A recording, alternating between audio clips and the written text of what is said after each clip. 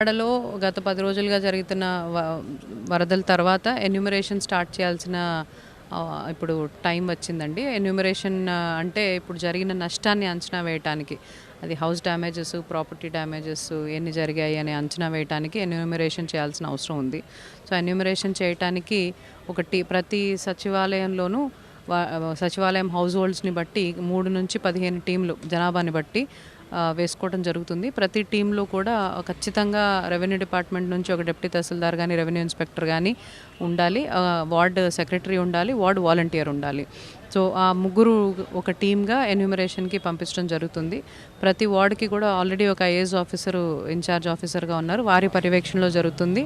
వారి సహకారం కోసము మన డిస్ట్రిక్ట్ ఆఫీసర్ని కూడా ప్రతి వార్డుకి ఏర్పాటు చేయడం జరిగింది. 170 సచివాలయాల్లో ఎన్యూమరేషన్ జరుగుతుంది కాబట్టి ప్రతి సచివాలయానికి ఒక తహసీల్దార్ని కూడా ఏర్పాటు చేసుకోవడం జరుగుతుంది. దానికోసం సుమారుగా మనకి 1700 టీములు కావాల్సి వస్తుంది 3 రోజులు ఎన్యూమరేషన్ కంప్లీట్ చేయాలంటే. సో 1700 టీములకి సరిపడినంత మంది డిప్యూటీ తహసీల్దార్ని, ఆర్ఐల్ని రెవెన్యూ సెక్రటరీ గారు, సీసీఎల్ఏ గారు బయట జిల్లాల నుంచి కూడా మాకు ఇవ్వడం జరిగింది. వారికి ట్రైనింగ్ ఇచ్చి యాప్ డెవలప్ చేసి దాని మాన్యువల్ అవన్నీ మీద కూడా వాళ్ళకి అవగాహన సదస్సు కూడా పెట్టడం జరిగింది. రేపు అంటే 9వ తేదీ నుంచి వచ్చే 3 రోజుల్లో మేము ఎన్యూమరేషన్ కంప్లీట్ చేయాలనుకుంటున్నాం. ముందుగా ఎక్కడెక్కడైతే ఇనండేషన్ లేకుండా క్లియర్ అయిపోయిందో, రేషన్ డిస్ట్రిబ్యూషన్ జరుగుతోందో అక్కడ మొదలుపెట్టి ఇనండేషన్ ఉండే ప్లేసెస్ కూడా ఎన్యూమరేషన్కి అనుకూలమైన పరిస్థితులు ఉన్నప్పుడు అక్కడ కూడా వెళ్ళి చేస్తాము.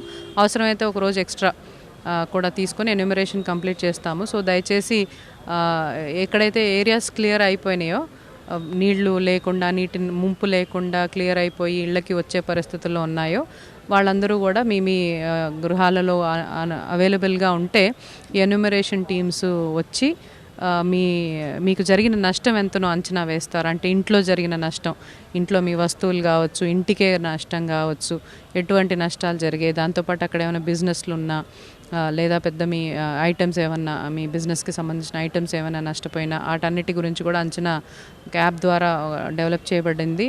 ఆ యాప్ ద్వారానే అన్ని డేటా క్యాప్చర్ చేస్తారు.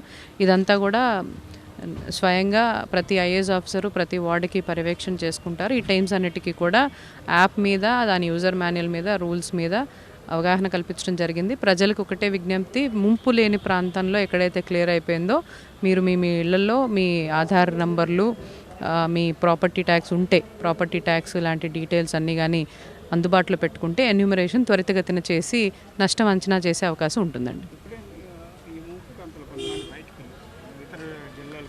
సో అందుకనే ఒకరోజు ఎన్యూమరేషన్ అనుకోవట్లేదండి, 3 రోజులు అనుకుంటున్నాం. ఎవరైనా మిస్ అయిపోయి ఉంటే ఆ ఇండ్లలో ఉంటేనే గనక మేము 3వ రోజు 4వ రోజు అయినా కానీ మిస్ అయిపోయిన వాళ్ళకి ఎన్యూమరేషన్ చేస్తాము. సో అందుకనే అంటే ఒక రోజులో కంప్లీట్ చేస్తామని చెప్పట్లేదు. అందుకే ఇన్ని టీములు కూడా ఎక్కువ పని ఒత్తిడి లేకుండా ఒక టీము 40 నుంచి 45 ఇళ్ళు మాత్రమే చేసే విధంగా నిదానంగానే అన్ని వివరాలు క్యాప్చర్ చేసుకునే విధంగానే, ఎవరిని కంగారు పెట్టే అవసరం లేకుండానే చేసేటట్టే ఎన్యూమరేషన్ ప్లాన్ చేయబడుతుంది. ఎవరైనా ఆ ఒకరోజు ఏ రోజైతే మీ ప్రాంతంలో మిస్ అవుతారో నెక్స్ట్ డే కానీ ఆ సచివాలయంని కాంటాక్ట్ చేస్తే, సచివాలయం కార్యదర్శుల్ని కాంటాక్ట్ చేస్తే అడ్మిన్ సెక్రటరీని మళ్ళీ వచ్చి ఎన్యూమరేషన్ చేయబడుతుందండి.